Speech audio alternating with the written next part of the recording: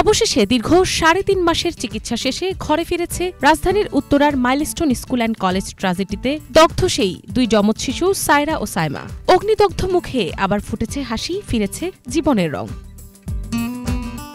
গত ২১ জুলাই দুপুরে milestone school and college ভবনে বিধ্বস্ত হয় বিমান বাহিনীর একটি প্রশিক্ষণ যুদ্ধ বিমান। মুহূর্তেই ছড়িয়ে পড়ে আগুন। চারপাশে ভয়াবহ সেই আগুনে প্রাণ হারান ৩৬ জন, আহত ১২৪ জন। আর সেদিনের আগুনেই ঝলসে যায় এই যমজ ২ বোনের শরীর। দগ্ধ হয় সায়রার দেহের ৩০% আর সাইমার ১৫%।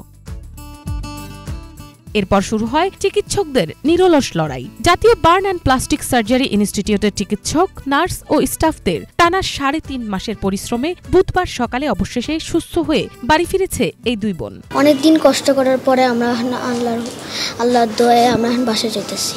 ভালো লাগে বাসায় যাবো। যে ভয়াবহ ওই দুর্ঘটনায় দগ্ধ ৫৭ জনের মধ্যে ৩৩ জন এখন পর্যন্ত বাড়ি ফিরেছেন। চিকিৎসাধীন অবস্থায় প্রাণ হারিয়েছেন ২০ জন। একজনকে ট্রমা ম্যানেজমেন্টের জন্য মানসিক হাসপাতালে পাঠানো হয়েছে, আর ৩ জন চিকিৎসাধীন থাকলেও সবাই এখন আশঙ্কামুক্ত। 36 সার্ভাইভাল, আমরা 36 সার্ভাইভালের মধ্যে 31 আজকের আগ পর্যন্ত তারা বাসায় ফিরে গেছে। আজকে 2 জন যাচ্ছে, আর 3 জন আমাদের থাকবে। এই 3 জনই অতি শীঘ্রই আমাদের তারা বিপদমুক্ত আছে। তাদের শুধু রিকভারির জন্য আমরা একটু টাইম দিচ্ছি।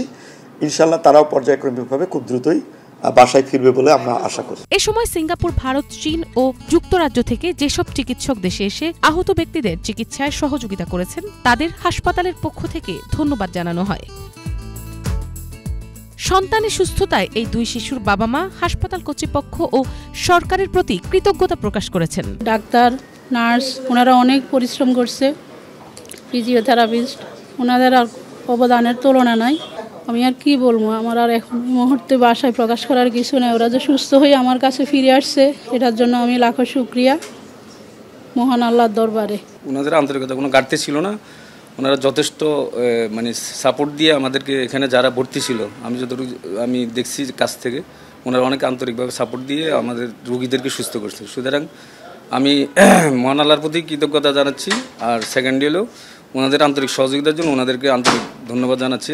ভয়াল সেই দুর্ঘটনায় অসংখ্য পরিবার তাদের প্রিয়জনকে হারিয়েছে। আজও সেই স্মৃতি তাড়া করে ফিরছে বেঁচে ফেরাদের। মিনালা দিবা, বাংলা ভিশন।